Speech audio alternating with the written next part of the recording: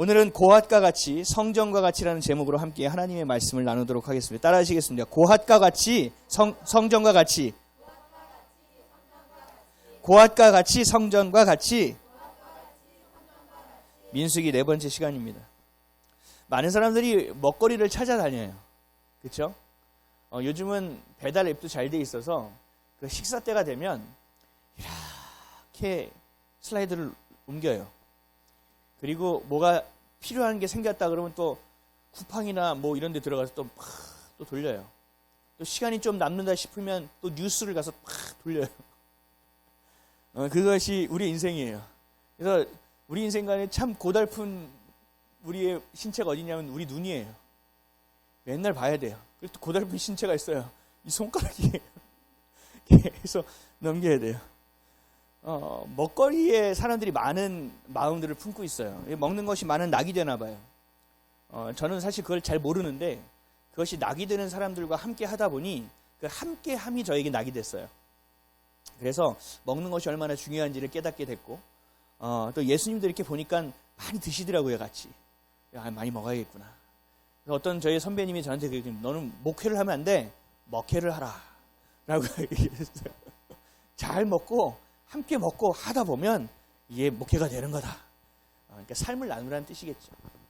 근데 아무리 좋은 음식이라고 하더라도 정말 이 셰프의 음식은 몇 년에 예약을 해서 먹어야 되는 그 음식이라고 하더라도 그 음식을 여러분들에게 더러운 그릇에 담아준다면 여러분들 그걸 드시겠습니까? 혹시 먹으려고 하는 사람도 있어요. 미쳐가지고 먹을 거예요. 누구도 먹으려고 안 하는 것이 정상이라는 거죠. 더러운 그릇에 있다면. 사실은 그 더러운 그릇에 아무리 좋은 음식이 들어있다 하더라도 그 음식은 이미 좋은 음식이 아닌 거예요. 이미 오염되어 있는 음식이겠죠. 아무리 어떤 사람이 우리에게 좋은 말을 하고 하나님의 진리를 이야기한다고 하더라도 그 사람이 늘 평소에 궤변만 늘어놓던 사람이라면 아무리 그 사람이 진리의 말, 좋은 말을 하더라도 우리의 귀에 들릴까요? 안 들려요. 들리지 않아요. 뭔가 조금 다른 느낌은 있지만 너가 너지 뭐. 네가 그렇지 뭐. 하고 그냥 지나간다는 거죠. 그 무엇도 우리의 성품과 우리의 모습과 우리의 삶을 통해서 담겨지고 그리고 쏟아내지기 때문에 결국 나라는 존재가 깨끗하고 나라는 존재가 건강하고 나라는 존재가 옳게 빚어져야만 합니다. 어떤 것보다도 이게 우선되어야 된다는 얘기죠. 하나님이 주시는 복음, 그 진리의 말씀은 늘 옳지요. 근데 그것을 전하는 자가 온전하지 못하다면 그 진리의 말씀을 담는 그릇, 그것을 담았다가 여러분들에게 영적 양식을 주는 자가 온전하지 않고 거룩하지 못한 자라면 결국은 그 하나님의 말씀은 오염되고 왜곡된 말씀에 그치게 될 겁니다. 제가 존경하는 목사님들이 몇 분 계세요. 근데 그 중에 폭망한 목사님도 계세요. 어떤 세상적인 것으로 말려가지고 그 안에서 시험에 들고 죄를 지어서 완전히 망한 목사님도 계세요. 그 목사님들의 책을 제가 많이 샀었어요. 그럼 그 책은 어떻게 될까요? 이미 이 사람이 죄 짓기 전에 쓴 거니까 괜찮아 이럴까요? 아니요. 이미 그 그릇이 들어와졌기 때문에 그 그릇에 담긴 그 말씀은 오염되어 있는 거예요. 어디에 오염되어 있는지 모르겠지만 어쨌든 오염되어 있는 거예요. 만약에 제가 여러분들 앞에서 이렇게 말씀을 전하는데 제가 외부에서 구설수에 올라요. 아니면 제가 어디서 돈을 내서 땅 투기를 하고 있다는 소식을 들었어요. 땅은 너무 큰가요? 주식 투자? 어쨌든 간에 제가 비트코인을 막 사 모은다는 소식이 갑자기 들려요. 그리고 누군가가 봤대요. 좌파들이 데모하는 데서 빨간색 깃발을 들고 막 있는 저의 모습을 봤대요. 여러분 그러면 제가 여기서 선포하는 말씀이 아무리 본질의 말씀, 순결한 하나님의 말씀을 전하더라도 여러분들은 이미 신뢰하지 못할 거예요. 그래서 그 목회자, 공인, 특히 목회자는 그 신뢰가 굉장히 중요한 거예요. 그래서 내 삶을 계속 돌아봐야 하고 그래서 때로는 주일날 쓰기가 두려울 때도 있어요. 이것은 사실은 너무나 당연한 이야기를 제가 하고 있죠. 근데 세상 사람들은요, 이것을 우리처럼 잘 알아요. 그런데 거룩해지거나 성결해지려고 하지는 않아요. 그런 방법도 모를 뿐만 아니라 그렇게 자기 의지로 될 수도 없죠. 세상의 것으로 아무리 씻어내도 그것은 닦이지 않는 오염됨이에요. 그것이 죄라는 것이죠. 그래서 많은 사람들이 어떻게 사냐면 괜찮은 척 살아가요. 아닌 척 살아가요. 그리고 믿음이 있는 척 살아가고요. 행복한 척해요. 그 사람들이 모이다 보니까 그 사람 안에서도 또 갈라지는 거예요. 저 사람은 너무 좋겠다. 나는 인생이 왜 이래. 라고 그 안에서도 정말 헛된 열등감과 말도 안 되는 자존감으로 살아가는 사람들이 늘어나고 있어요. 세상의 내용물은 별 볼 일 없으니까 어떻게 해요? 포장만 괜찮게 만드는 거죠. 우리가 어떤 맛있는 과자라든가 물건이라든가 이런 거를 너무 포장이 예쁘고 디자인이 예뻐가지고 샀어요. 근데 집에 와서 풀어봤더니 헐 이럴 때 있잖아요. 그 왜 그래요? 내가 포장을 보고 와 이거 좀 괜찮은 것 같았는데 열어보니까 야 이거 완전 대사기 그거 아니야? 내가 속았지. 내가 미쳤지. 또 이것만 보고 속았네. 라고 이야기하면서도 많은 사람들이 보이는 것에 계속 속아 넘어갑니다. 과자도요. 와 이거 맛있겠다. 이거 정말 맛있게 해서 샀는데 열어보면 진공 포장이 반. 과자는 그 안에서 굴러다니는 수준. 우리는 알면서도 이제는 사기 시작하고 알면서도 속으면서도 그 삶은 계속 살아갑니다. 그러나 결국 이 눈에 보이는 것들은 세상 말로 청년들 말로 뽀록나게 되어 있어요. 요거만큼 실감 있게 표현할 수 있는 단어는 없는 것 같아요. 뽀록나게 되어 있어요. 눈으로 보는 것이 아닌 여러분들이 그리스도의 마음으로 보아야만 속지 않을 수 있어요. 여러분들의 눈으로 보이는 어떤 우리 눈에 보이는 합당하고 합리적이고 누구나 다 옳다고 이야기하는 그 팩트라는 것이 팩트가 아니라고요. 그것이 우리를 속일 수 있는 너무나 중요한 재료가 된다는 사실을 여러분들이 분명히 아셔야 돼요. 진리는 절대로 변하지 않아요. 그래서 우리가 세상을 볼 때는 반드시 지금도 우리가 밖을 볼 때 이 창을 통하여 밖을 보듯이 반드시 예수 그리스도라는 그 이름 하나님의 말씀이라는 그 진리를 통해서 우리가 세상을 해석할 수 있는 능력이 생겨야 돼요. 세상을 볼 수 있는 힘이 생겨야 돼요. 그래야 내 생각에 속지 않고 세상에게 속지 않고 오직 하나님의 말씀을 붙들고 살아갈 수 있다는 거죠. 그래서 늘 진리도 중요하고 본질도 중요하지만 정말 중요한 게 뭐냐? 통로라는 것이 중요하다는 겁니다. 제가 주중에 바이블톡 말씀을 한번 썼어요. 아리수에 대한 거. 아리수가 처음 나왔을 때 얼마나 대대적으로 광고했는지 아세요? 아리수가 순한국말인데 한강물인데 이것을 잘 정화시켜서 외국에서 수돗물을 캐나다 가니까 수돗물 받아 먹더라고요. 그냥 그것처럼 그렇게 받아 먹게 만들겠다. 그래서 아리수에 대해서 돈도 엄청나게 투자하고 초등학교 가면 다 이렇게 먹는 물이 다 아리수예요. 그것처럼 아리수에 대한 그러니까 수돗물을 그냥 먹어도 되는 시대가 되었다라고 이렇게 막 공표했던 시대가 있었어요. 때가. 근데 아무리 물을 정수하고 깨끗하게 만들어도 결국은 우리 집까지 올 때 수많은 수도관을 통해서 오기 때문에 오염되어질 수밖에 없다는 거죠. 우리 집 앞까지 수도관 공사를 해서 다 좋다고 하더라도 우리 집이 20년 되고 30년 되고 50년 된 집이라면 결국은 그 수도관 안은 엄청나게 녹슬어서 우리 눈에 보이지만 않을 뿐이지 너무나 나쁜 성분이 포함되어 있는 오염되어 있는 물일 뿐이라는 겁니다. 결국은 뭐예요?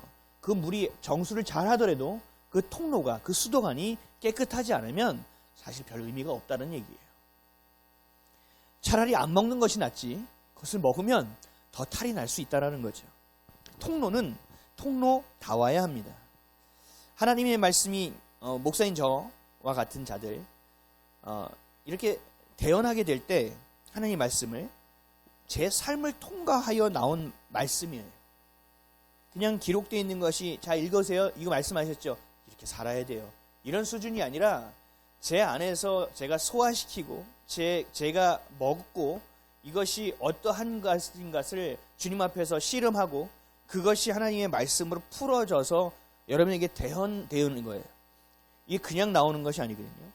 그렇다면 결국은 설교를 준비할 때 내 삶이 깨끗해야 된다는 거죠.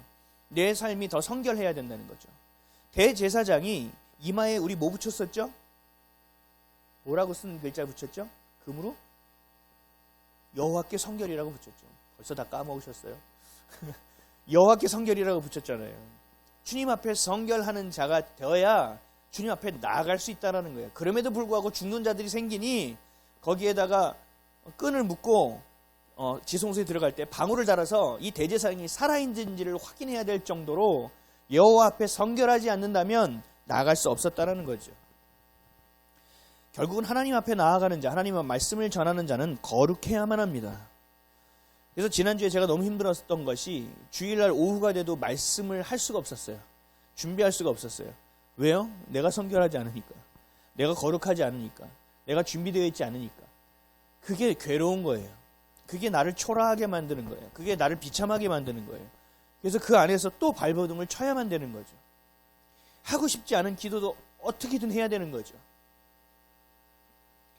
이 목사라는 사람, 목회자라는 사람의 인격과 성품이 안에 하나님의 말씀이 담겨졌다 나오기 때문에 이 목회자가 깨어 있어야 되고 여호와께 성결해야 되는 것은 너무나 당연한 일이라는 것입니다. 그래서 저는 웬만해서 예화를 잘 사용하지 않아요. 제 삶에서 직접 살아온 말씀, 소화된 말씀, 진리로 제가 돌이켜진 말씀을 전합니다. 그만큼 제가 한 주간 그렇게 말씀을 통하여 삶에서 몸부림쳤다라는 이야기이고, 그리고 여러분들이 매일처럼 받아보는 바이블통 말씀도 마찬가지입니다. 그것이 어디서 베끼는 말씀이 아니라, 어디서 누가 한 말을 들은 것이 아니라 내가 직접 살아온 말씀을 가지고 쓰기 때문에 때로는 좀 유치한 말도 포함되는 것이고, 때로는 참 목사로서 부족한 말도 포함되는 것이고, 때로는 참 목사로서 숨기고 싶은 말씀도 포함되어 있는 거예요. 그것을 내 삶을 내가 녹이고 내 안의 인품과 내 안의 성격과 내 안의 인격을 통하여 나오는 말씀이기 때문에 사실은 쉽지 않은 일이에요. 하나님이 그래서 친히 다루십니다. 그리고 저를 어려운 일에 자꾸 노출시키십니다. 그리고 아픈 일을 직접 감당하게 하십니다. 겪지 않아도 될 일도 웬만하면 겪게 만드십니다. 그래서 목회자는 연륜으로 분별되지 않습니다. 구분되지 않습니다. 목회자는 하나님이 주신 경륜으로 구분되어집니다. 많은 사람들이 목사가 나이가 어리고 젊으면 되게 우습게 보는 경향이 있어요. 자기의 마음도 꺼내지 않아요. 네가 뭘 알아? 아니요. 목사는 연륜으로 하는 것이 아니에요. 목사는 경륜으로 하는 거예요. 하나님의 경륜을 내게 부어주셔서 그것으로 해석하는 거예요. 그것으로 살아내는 거예요. 그렇기 때문에 목회자의 삶은 쉽지가 않습니다. 이런저런 것들을 너무나 많이 경험해야 되기 때문에, 그리고 많은 어려움이 있는 거예요.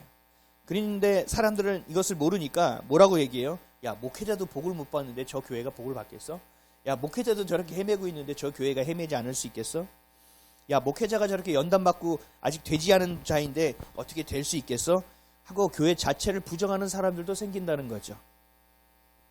하나님의 행하심과 그 통로됨을 알지 못하기에 수많은 이야기를 통하여 비난하는 자들이 생긴다는 겁니다. 그래서 여러분들이 목회자를 위해서 기도해 줘야 돼요. 잘 감당하고 소화시켜서 온전한 영적인 양식, 밥상을 잘 차려서 함께 나누어 먹을 수 있는 공동체가 될 수 있도록 여러분들이 도와주셔야 된다는 겁니다.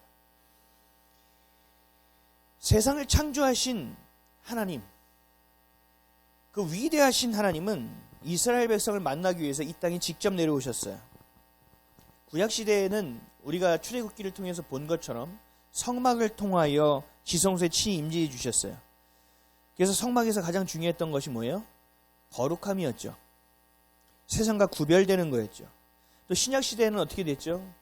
우리를 만나기 위해서 예수님이 이 땅에 직접 내려오셨어요.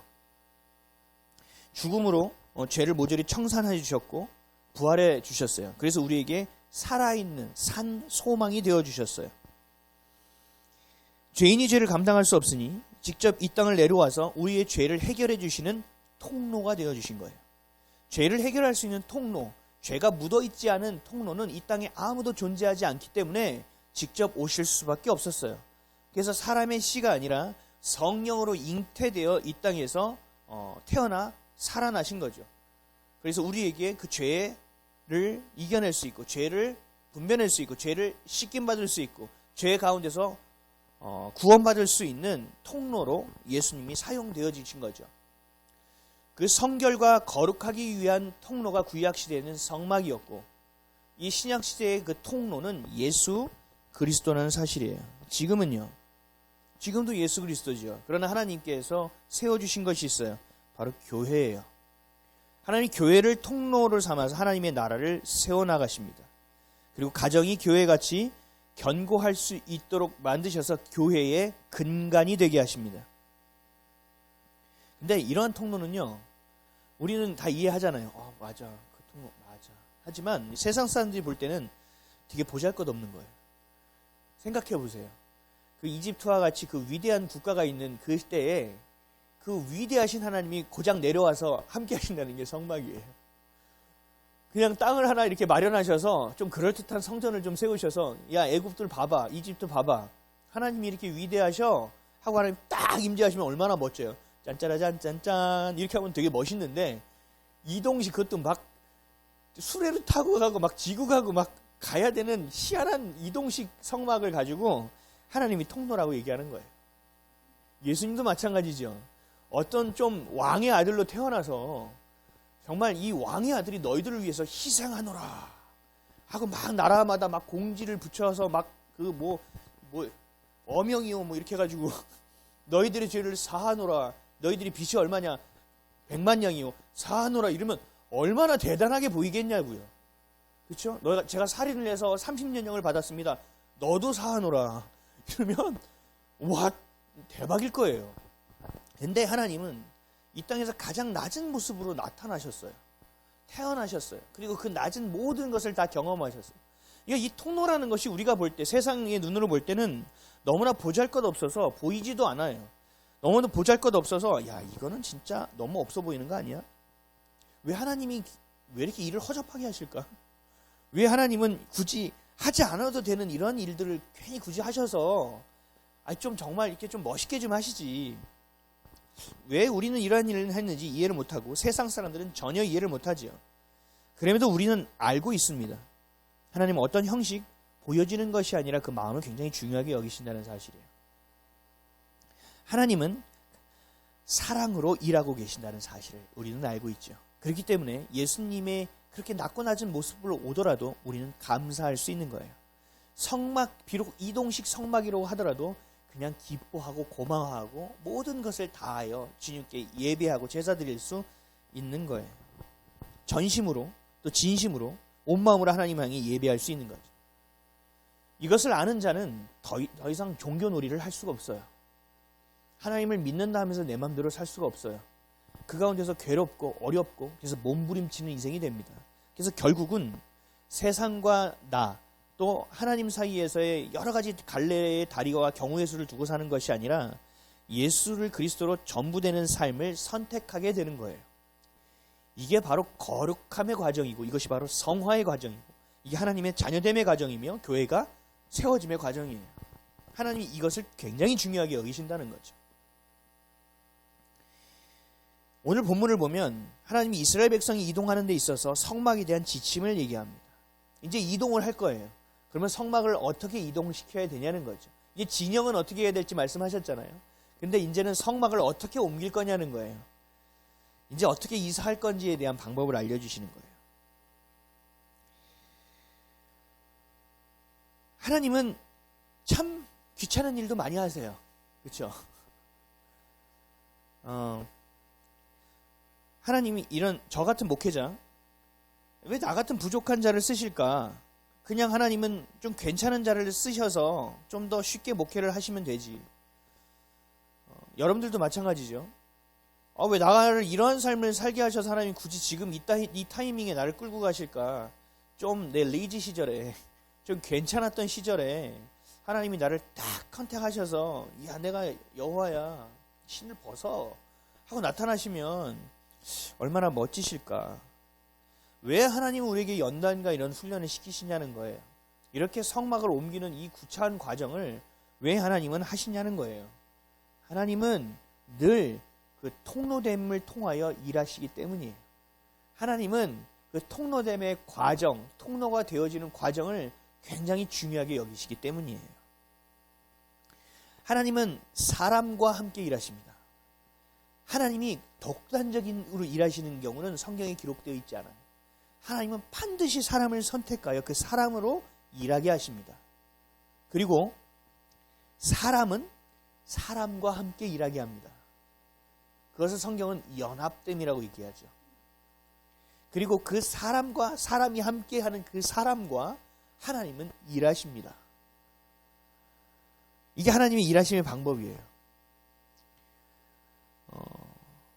성막을 옮기는데 이 레위인만이 옮길 수 있어요.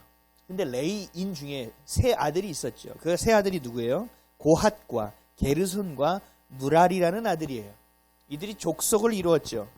그래서 이 아들들 각자를 통하여 하나님이 일하게 하시고 또 이들이 연합되어 성막을 옮길 수 있게 하십니다. 이게 하나님의 방법이라는 거죠.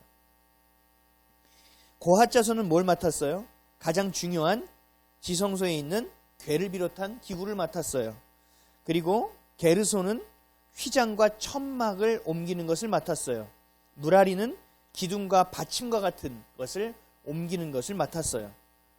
우리가 마치 지성소에서 성소, 성막 뜰로 옮겨오는 것처럼 하나님은 그렇게 구분지어서 3명의 아들에게, 3명의 족속에게 이 일을 맡기신 거예요. 근데 이 일을 할 수 있는 것은 누구예요? 오직 레위인만 할 수 있고 그 레위인 중에서도 하나님이 각 족속에게 맡긴 자만이 그 일을 해야만 했어요. 그래서 그 일을 해야 되는 사람이 하지 않으면 하나님은 죽을 수 있다고 말씀하셨어요. 결국은 이 고핫과 게르손과 무라리가 함께 협력해야만 성막을 옮길 수 있었어요. 오늘 우리가 살펴볼 것은 바로 이 고핫 족속이에요. 오늘 본문 15절 말씀 한번 펴보실래요? 오늘 본문 15절 읽겠습니다. 시작. 진영을 떠날 때 아론과 그의 아들들이 성소와 성소의 모든 기구 덮는 일을 마치거든 고핫 자손들이 와서 맬 것이니라. 그러나 성물은 만지지 말라. 그들이 죽으리라. 회막 물건 중에서 이것들은 고핫 자손이 맬 것이며. 아멘. 성막에서 가장 중요한 지성소에서 가장 중요한 하나님이 궤를 맡은 자들이 바로 고핫 자손이라는 거예요. 근데 이 하나님이 가장 중요한 이 궤가 무엇으로 옮길 수 있냐면 반드시 레위인 중에서 고핫 자손 중에서 4명이 어깨에 매야만 합니다. 그래야만 움직일 수 있어요. 이게 바로 하나님의 명령이에요. 고핫 자손에게 준. 이거 별거 아닌 것처럼 여겨지지만 여러분 다윗 시대를 한번 가보세요. 다윗이 어느 정도 좀 나라를 좀 만들고 블레셋에서 뺏겼던 언약궤를 싸워서 받아왔죠. 그 언약궤를 옮겨올 때 무슨 일이 있었는지 혹시 기억하세요? 네, 잘 들리지 않아요. 마스크 때문에. 어쨌든 잘 아시는 걸로 우사라는 사람이 등장합니다. 우사라는 사람이 하나님의 궤가 수레에 싣고 오는데 소가 으 하니까 이게 궤가 떨어지니까 하나님의 가장 중요한 궤가 떨어지면 안 되잖아요. 그러니까 우사가 손으로 받쳤단 말이죠. 근데 그 우사가 어떻게 됐죠? 그 자리에서 즉사했다고 나옵니다. 제가 한번 읽어볼게요. 사무엘하 6장 1절에서 7절이에요. 다윗이 이스라엘에서 뽑은 무리 3만 명을 다시 모으고 이 궤를 가져오기 위해서 3만 명을 모으고 어마어마한 거죠. 다윗이 일어나 자기와 함께 있는 모든 사람과 더불어 자기의 모든 측근을 다 데리고 바알 레유다로 가서 거기서 하나님의 궤를 메어 오려 하니 그 궤는 그룹들 사이에 좌정하신 만군의 여호와의 이름으로 불리는 것이라. 그들이 하나님의 궤를 새 수레에 싣고 하나님의 궤를 싣기 위해서 얼마나 준비했겠어요. 얼마나 좋은 수레를 준비했겠어요. 아비나답의 집에서 나오는데 아비나답의 아들 우사와 아효가 그 새 수레를 모니라. 그들이 산에 있는 아비나답의 집에서 하나님이 궤를 싣고 나올 때에 아효는 궤 앞에 가고 다윗과 이스라엘 온 족속은 잣나무로 만든 여러 가지 악기와 수금과 비파와 소고와 양금과 제금으로 여호와 앞에서 연주하더라. 어마어마한 행차 앞에서 하나님을 찬양하고 걷는 거예요.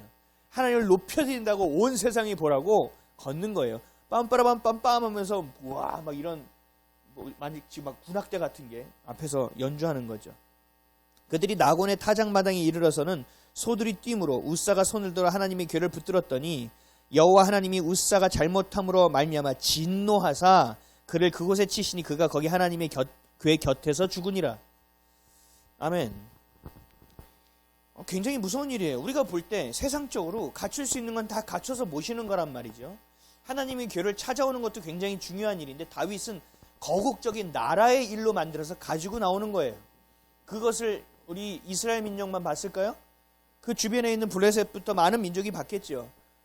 하나님의 것이 우리에게 오니 이제 우리는 정말로 하나님의 국가가 되는 것이고 하나님의 임재 안에 있는 놀라운 나라가 될 것이다. 이제 이렇게 선포하는 거죠.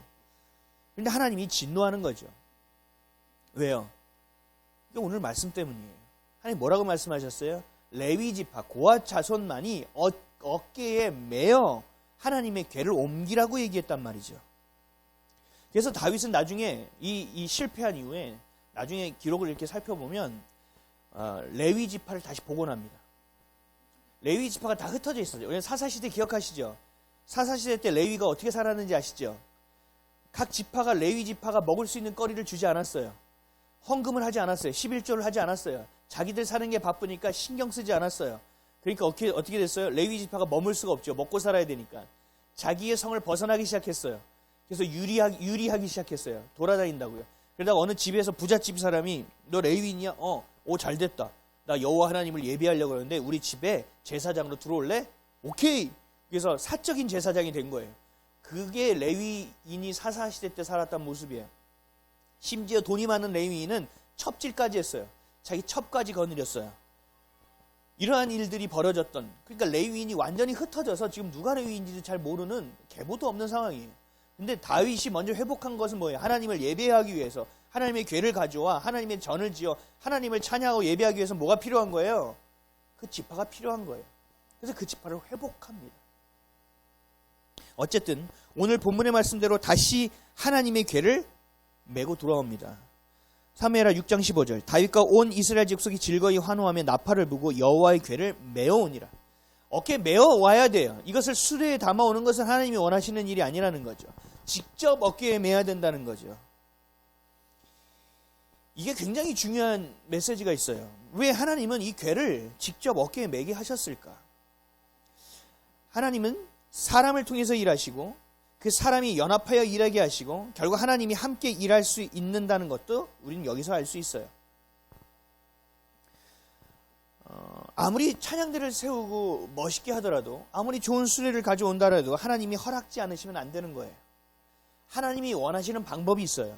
우리가 아무리 초라하게 보여지더라도 이 땅에 살 때 우리가 아무리 세련되지 않는 모습, 정말 구차한 모습을 보이더라도 하나님이 그것이 하나님 원하시는 방법이라면 우린 그렇게 해야만 해요.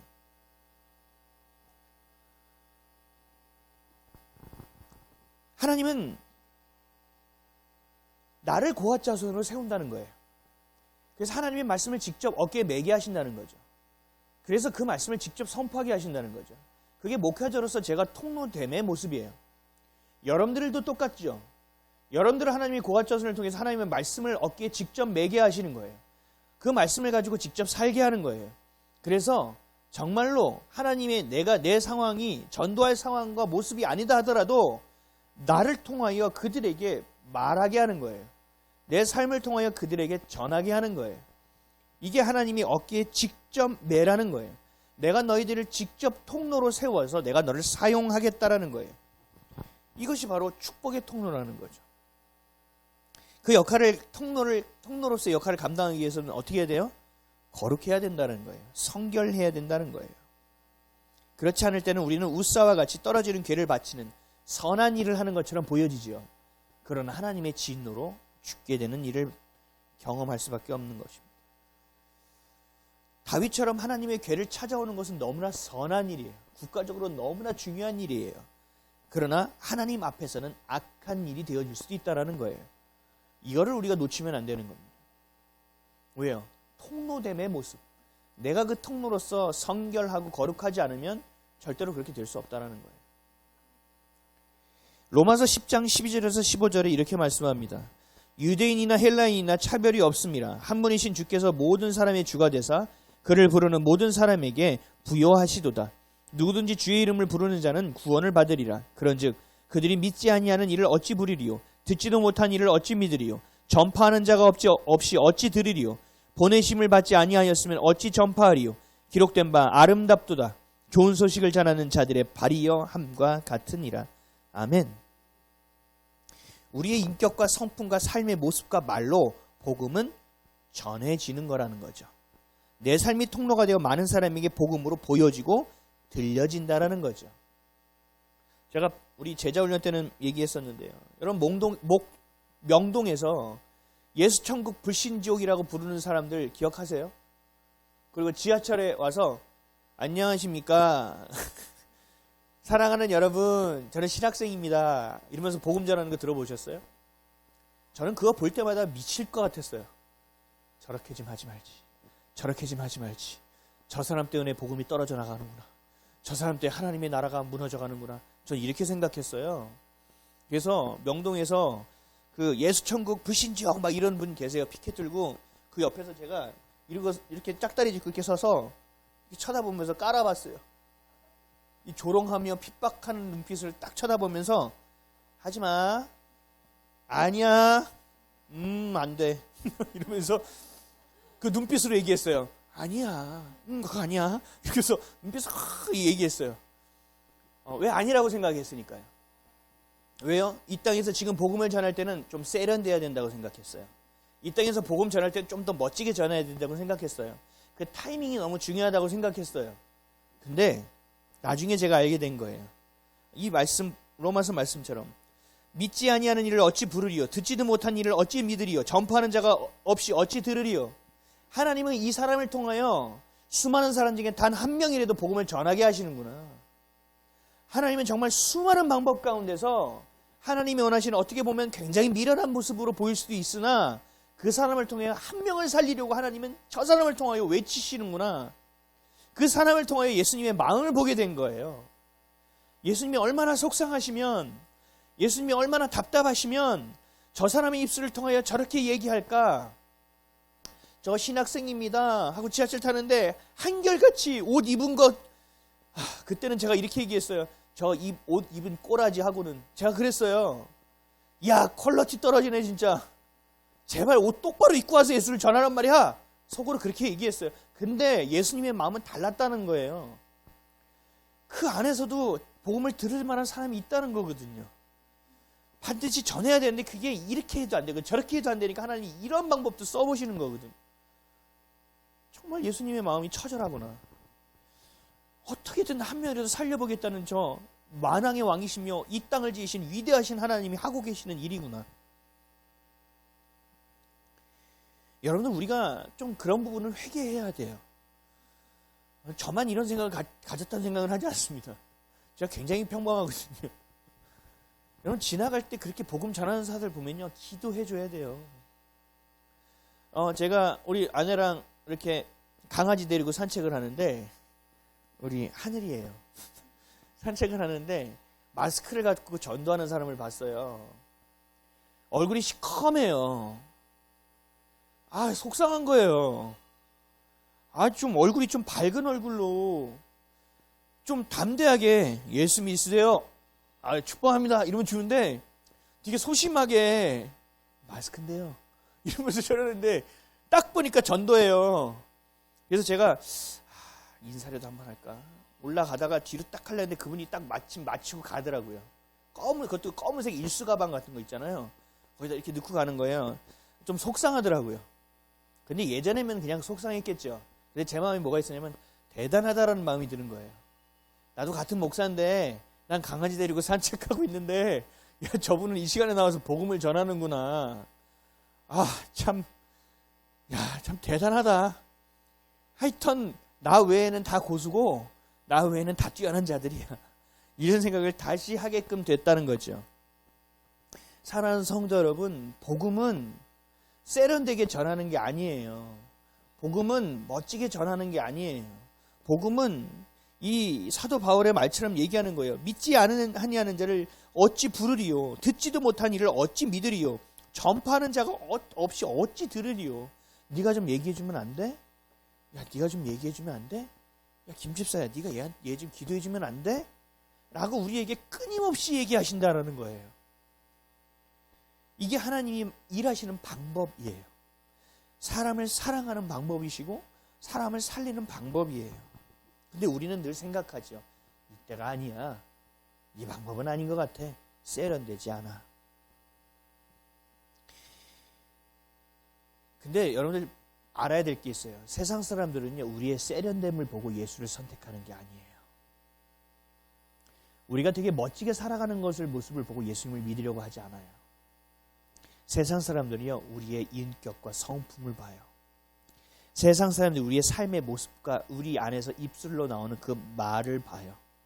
그리고 예수가 있는지 없는지를 판단합니다. 어디에서 무엇을 하든 어떻게 살아가든 우리가 해야 할 일은 고앗 자손처럼 하나님의 말씀을 어깨에 메고 가는 일이에요. 삶으로 가르치는 것만 남는다고 하지 않습니까? 우리가 어깨에 직접 메고 삶을 가르치지 않는다면 결코 복음을 들을 수 있는 사람은 존재할 수 없습니다. 사실 지금도 우리 아들에게 복음을 전하고 있는 거예요. 계속 전하고 있어요. 그래서 이 성질머리 있는 아버지가 예수를 통해 어떻게 변하는지를 보여주고 싶어요. 내가 이렇게 살아오고 그래도 사람들이 볼 때 이 정도는 괜찮다고 하지만 그래도 자녀가 부모를 볼 때는 더 한심스러운 모습으로 보여질 수도 있거든요. 야, 저 아빠가 믿는 예수 가짜구나라고 느낄 수도 있거든요. 그러지 않기 위해서 내가 더 복음으로 발버둥 치려고 해요. 내가 좀 더 그럴 때마다 들어가서 기도하려고 하고 내 입술로 이야기하지 않고 가서 무릎을 꿇으려고 해요. 그리고 그 안에서 내가 하나님께 우리 아들을 그냥 드리고 아들 기도하지 않아요. 하나님, 내가 당신의 일을 할 테니까 하나님 내 일 좀 해주세요 라고 부탁해요. 강청해요. 들어가서 세계 선교를 위해서 기도하고 선교사를 위해서 기도하고 교회들을 위해서 기도하고 여러분들을 위해서 기도해요. 제 아들을 위해서 기도하지 않아요. 하나님, 내가 이렇게 하니까 하나님 내 아들 좀 불쌍히 여겨주세요 라고 기도해요. 하나님이 그렇게 기도하는 것을 기뻐하셨다는 것을 제가 기억했기 때문에 그래요. 제가 그 은혜의 맛을 봤거든요. 하나님은요, 우리가 이렇게 사람들이 볼 때 미련하게 전하는 것을, 무지해 보이는 것을 하나님은 1차원적으로 여기지 않으신다는 거예요. 하나님은 다른 어떤 방법으로도 생명을 살릴 수 있는 방법을 주시지 않았고 그 복음을 우리의 어깨에 메고 살아내고 그 입술을 통하여 전하는 것으로 허락하셨다는 것을 기억하십시오. 고린도전서 1장 17절에서 21절이 이 말씀을 이렇게 정리합니다. 그리스도께서 나를 보내심은 세례를 베풀게 하려 하심이 아니요 오직 복음을 전하게 하려 하심이로되 말의 지혜로 하지 아니함은 그리스도의 십자가가 헛되지 않게 하려 함이라. 십자가의 도가 멸망하는 자들에게는 미련한 것이요 구원을 받는 우리에게는 하나님의 능력이라. 기록된 바 지혜 있는 자들의 지혜를 멸하고 총명한 자들의 총명을 폐하리라 하였으니 지혜 있는 자가 어디 있느냐, 선비가 어디 있느냐, 이 세대의 변론가가 어디 있느냐. 하나님께서 이 세상의 지혜를 미련하게 하신 것이 아니냐. 하나님의 지혜에 있어서는 이 세상이 자기의 지혜로 하나님을 알지 못하므로 하나님께서 전도에 미련한 것으로 믿는 자들을 구원하시기를 기뻐하셨도다. 아멘. 하나님이 이렇게 일하시기로 작정하셨다고요. 세상에 다른 어떤 방법으로도 다른 사람을 구원할 방법이 없다고 하신다고요. 그 복음으로 살아내라고요. 뭐 안에서 회개가 되시는 거예요? 아니면 이러시는 거예요? 아멘이 왜 저기서 나오죠? 복음, 기쁜 소식, 하나님의 말씀, 하나님의 마음은 반드시 우리를 통해서 전달되어지게 되어 있어요.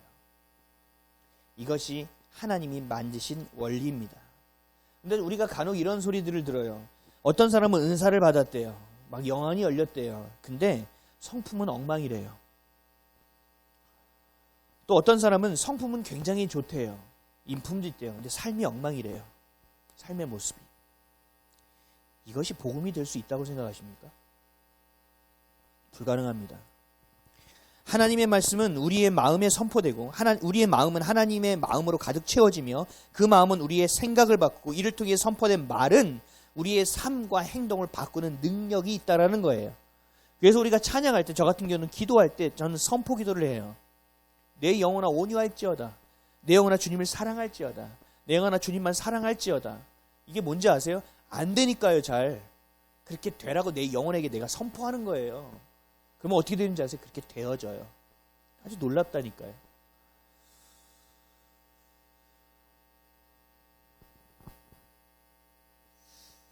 믿음이 크고 작은 것은 중요하지 않아요. 믿음이 적고 넓은 것도 중요하지 않아요. 문제는 그 믿음이 내 안에 존재하느냐 안 하느냐예요. 내 안에 그 믿음이 존재한다면 반드시 통로됨의 역사가 일어납니다. 내가 그 은혜의 꼴을 먹었잖아요.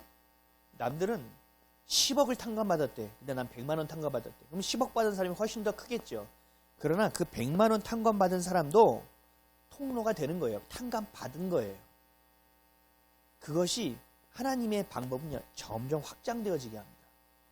죄도 확장되어지지만 하나님의 은혜와 복음과 사랑도 확장되어지게 돼 있어요. 내가 그것을 맛보면 크든지 작든지 관계가 없다니까요. 근데 이것을 누가 막느냐? 내가 막고 있어요.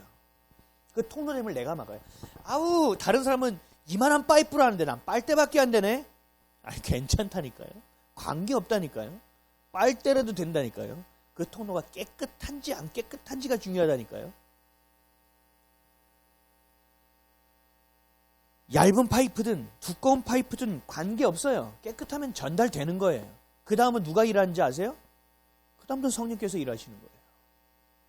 왜 내가 성령이 일하는 일까지 월권해서 이래라 말이야 되냐 안 되냐 판단하냐는 말이에요. 베드로전서 2장 1절에서 5절은 이렇게 말씀합니다.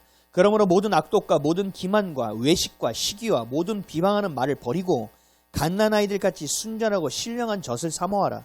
이는 그로 말미암아 너희로 구원에 이르도록 자라게 하려 함이라. 너희가 주의 인자하심을 맛보았으면 그리하라. 사람에게는 버림받으었으나 하나님께는 택하심을 입은 보배로운 산돌이신 예수께 나아가 너희도 산돌같이 신령한 집으로 세워지고 예수 그리스도로 말미암아 하나님이 기쁘게 받으실 신령한 제사를 드릴 거룩한 제사장이 될지니라. 아멘. 통로가 되라는 거예요. 우리의 모습이 바로 이러한 신령한 집으로 세워지는 과정이에요. 이 신령한 집이 뭐예요? 성전입니다. 눈에 보이지 않는 성전.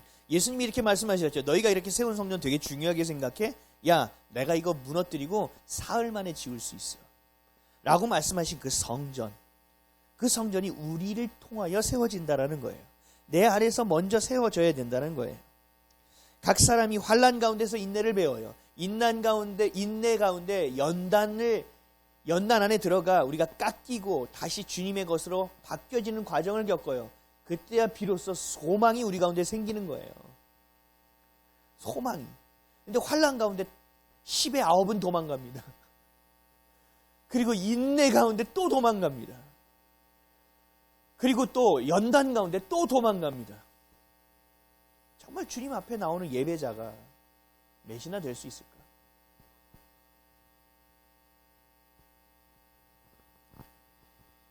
이런 삶을 살아내는 것이 바로 성전이 되는 모습이에요. 깎이고 다듬어져서 하나의 기둥이 되고, 깎이고 다듬어져서 내가 하나의 벽돌이 되어 서로가 연합되어 벽으로 세워져 가는 성전. 어떠한 상처의 구멍도 그리스도의 사랑으로 메워지는 견고한 성전. 120명이 마가다락방에 모여서 예수 그리스도의 죽음과 부활을 붙들고 복음으로 하나 되어 간절하게 기도했죠. 그리고 성령을 기다렸죠. 그때 임한 그 성령으로 인하여 시작된 초대교회. 그처럼 우리에게도 그런 예배가 회복될 때 성령의 강력하신 임재, 성령의 기름 부으심으로 하나님이 원하시는 부흥을 경험하게 되는 것입니다. 여러분, 저도 여러분들처럼 힘든 일이 똑같이 있어요. 사실 목사는 이런 얘기 잘 안 하거든요. 이러면 권위가 떨어지고 깨진다고. 근데 권위는 하나님이 세우시는 거니까. 그리고 저는 오늘보다 내일 더 잘 돼 있을 거니까. 더 서 있을 거니까. 이겨낼 거니까. 제가 오픈하는 거예요. 저도 여러분들과 똑같은 과정을 겪어요. 어떤 부분에 있으면 더 치열하게 겪을 수도 있어요. 보세요. 목사 아들이라고 사춘기 안 겪습니까? 똑같이 겪어요. 목사라고 그 사춘기 겪는 그 말에 격앙되어 분노를 표출하지 않습니까? 저도 그렇게 했어요. 그렇게 안 하려고 하는 거예요. 주의 것을 자꾸 선택하려는 과정을 밟고 있는 거죠. 근데 그럼에도 불구하고 제가 매일을 살아낼 수 있고 또 여러분 앞에서 말씀을 전할 수 있고 그래도 그 기쁨으로 활력을 얻을 수 있는 이유는 뭔지 아세요? 내 안에 소망이 있기 때문에 그래요. 내가 살아가는 이유가 너무나 분명하기 때문이에요. 내가 살아가는 이유는 이 아들을 키워내는 것이 내 삶의 목적이 아니에요. 내 삶의 목적은 뭐예요? 하나님의 나라를 이루는 것이에요. 내가 스스로가 성전이 되는 거예요. 여기에 내가 더 집중하고 내가 그 성전되는 모습으로 살아갈 때 내 문제는 문제가 되지 않는 거예요. 제가 왜 이번에 힘들었는지 명확하게 깨닫게 됐어요. 내가 우리 가정에 너무 큰 소망을 뒀구나. 내가 행복한 가정을 이루는 것이 내 꿈이라는 것 때문에 내 가정이 소망 때문에 내가 여기에 완전 올인하고 살았구나. 다른 사람이 볼 때, 특히 제 아내 사모가 볼 때는 그랬어? 이렇게 볼 수도 있지만 제 안에서는 정말 그것이 소망이었거든요. 근데 이것이 하나씩 무너져 간다고 생각하니까 너무 실망하는 거고 너무 낙심되어지는 거예요. 그러다가 동원이가 이런 사건이 벌어지니까 그냥 제가 내려앉아 버리는 거예요. 내가 이렇게까지 했는데, 내가 이렇게까지 했는데, 내가 이렇게 했는데, 세상에.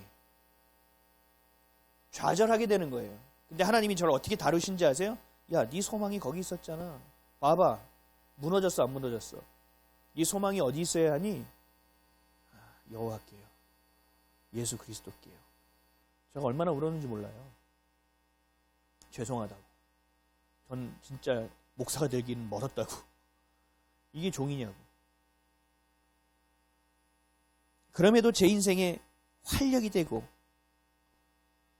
이런 여러 가지를 겪으면서도 그것이 돌이켜서 더 큰 활력이 되고 그 어려운 일을 똑같이 겪지만 삶의 목적이 더 선명해지고 내 안에서 복음이 더 강력해지고 내가 거룩함으로 성결함으로 살아갈 수 있는 이유가 뭔지 아세요? 예수 그리스도만이 나의 소망이라는 것을 알기 때문이에요. 예수 그리스도가 나에게 어떤 존재인지를 알기 때문이에요. 그 예수 그리스도가 나의 통로가 되어주셔서 내가 이 땅에서 통로가 되어지는 인생을 살 수 있게 되는 가치 있는 인생을 살게 되었다는 사실 때문이에요. 사실 부끄럽지만 저도 제 생명을 제가 버리려고 했던 적이 있어요. 왜 그런지 아세요? 내가 사는 이유를 모르니까 미칠 것 같은 거예요. 내가 이 삶을 견뎌내야 되는데 이유를 모르겠으니 미칠 것 같은 거예요. 견뎌내고 버텨야 될 이유가 하나라도 있으면 내가 살겠다. 내가 도저히 숨 막혀서 못 살겠다. 난 이 인생을 난 도저히 더 이상 하고 싶지 않다. 근데 제가 붙잡은 끈이 뭔지 아세요? 부르심의 소망이 있다고 했는데 날 왜 불렀지? 하나님이 나를 이 땅에 태어나게 한 이유가 있을 텐데 그때부터 하나님께 도전하기 시작한 거예요. 예쁘게도 아니에요. 일어나면 얘기해 보세요. 왜 살아야 되는지 이유를 대면 내가 오늘 숨 쉴 테니까. 이러고 살았다니까요. 사랑하는 성도 여러분, 다 그렇게 살아요.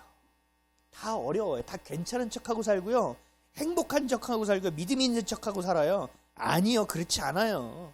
한번 여러분 목욕탕 가보세요. 직업이 나타나요. 돈이 나타나요. 통장에 계좌에 얼마 있는지를 알아요. 다 그냥 인간이에요.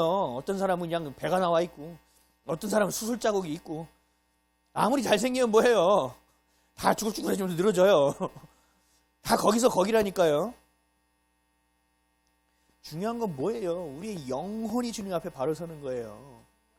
내가 내 삶이 어디서부터 시작되고 어디로 가는지를 아는 것이고 나의 도움이 어디서 오는지를 아는 것이고 나의 삶의 소망이 어디 있는지를 알아야 돼요. 그래야 힘들고 어려운 절규의 순간마다 더 선명해지는 거예요.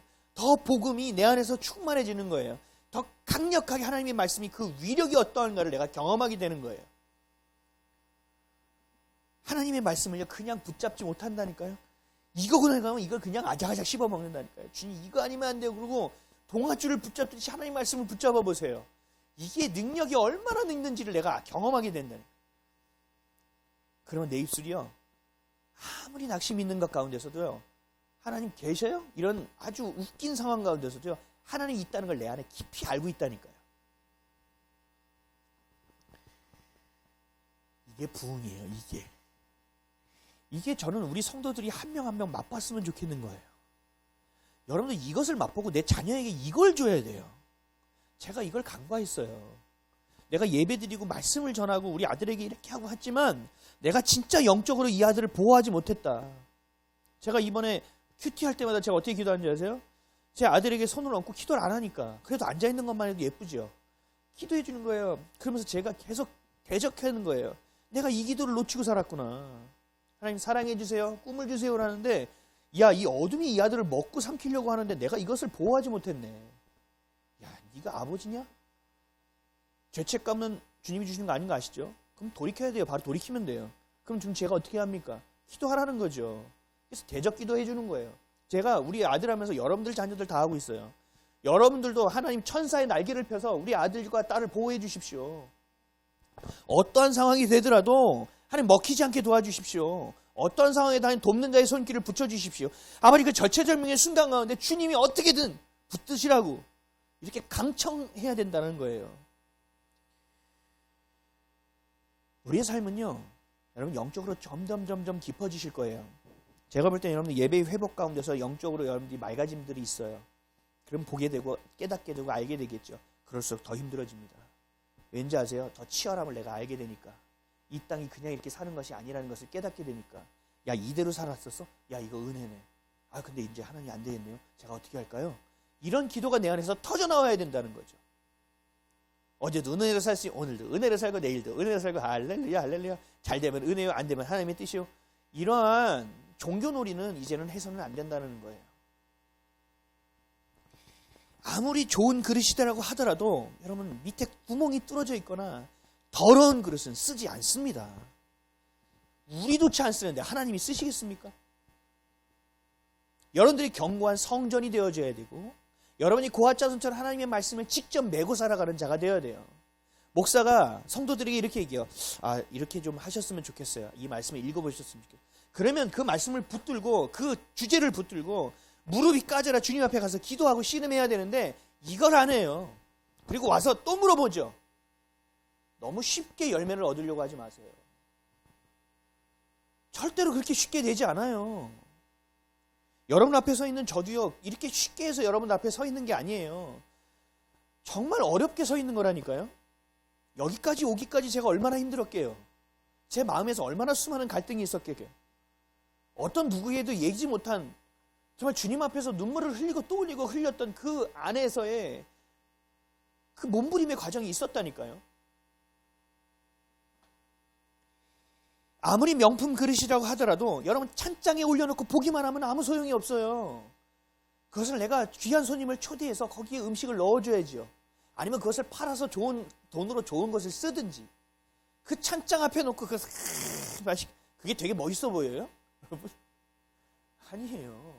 돈 많은 사람들 내가 제가 보니까 오늘 랩하는 래퍼들 보니까 스포츠카 뭐 10대 뭐 7대 자기 집 앞에 쫙 깔아놓고 플렉스 뭐 이러고 있는데 뭐예요 이게? 뭐 매일 차를 바꿔타나? 그럼 기분이 좋아지나? 여러분 절대 그렇지 않아요. 고민이 많은데 경차를 타고 나면 고민이 배가 되고 5억짜리 차를 타고 나면 고민이 없어지는 거 아니에요. 이런 말도 안 되는 헛된 인생을 세상 그것이 옳고 그렇게 하면 괜찮다라고 얘기하는 것에 늘 속고 살아가잖아요. 갚을 수 없는 하나님의 은혜를 깨달아야 돼요. 끝없는 그리스도의 사랑을 깨달아야 돼요. 어떤 순간에도 성령님은 우리를 포기하지 않고 우리를 강하고 귀하신 굳센 오른팔로 능력 있는 오른팔로 우리를 붙들고 계시다는 사실을 여러분들 알아야 돼요. 그렇게 여러분들이 정말 머리가 아니라 여러분들의 마음으로 영으로 깨닫는다면 여러분들은 반드시 견고한 교회요 성전이 됩니다. 거룩한 공동체가 되고 성결하고 거룩한 통로로 반드시 쓰임받습니다. 그 열매를 여러분들이 반드시 따서 먹게 됩니다. 이거 안 하면 죄송한데요. 여러분 제가 이렇게 얘기하면 저한테 막 하기야 우리는 작은 교회니까 공격이 안 들어오죠. 구원받기 어려워요 사실은. 여러분 열매가 없는 자가 천국에 들어갈 수 있을까요? 쉽지 않아요. 하나님의 특별한 은혜가 있는 자들은 또 있을 수도 있지만 그렇게 많지 않아요. 어렵다니까요. 사랑하는 성도 여러분 반드시 통로가 되시기 바랍니다. 거룩하고 성결한 고아 자손과 같이 거룩함으로 살아내는 진짜 통로가 되시기 바랍니다. 여러분들이 생각하고 판단하는 것을 다 내려놓고 하나님이 뭘 요구하시고 원하시는지를 보시고 그대로 순종하는 거룩한 그릇이 되시기를 원합니다. 하나님의 말씀을 어깨에 메고 받은 은혜와 사랑을 끝없이 체험받고 흘려보내는 축복의 통로가 되는 저와 여러분 되시기를 주님의 이름으로 간절히 축원드립니다. 기도하겠습니다.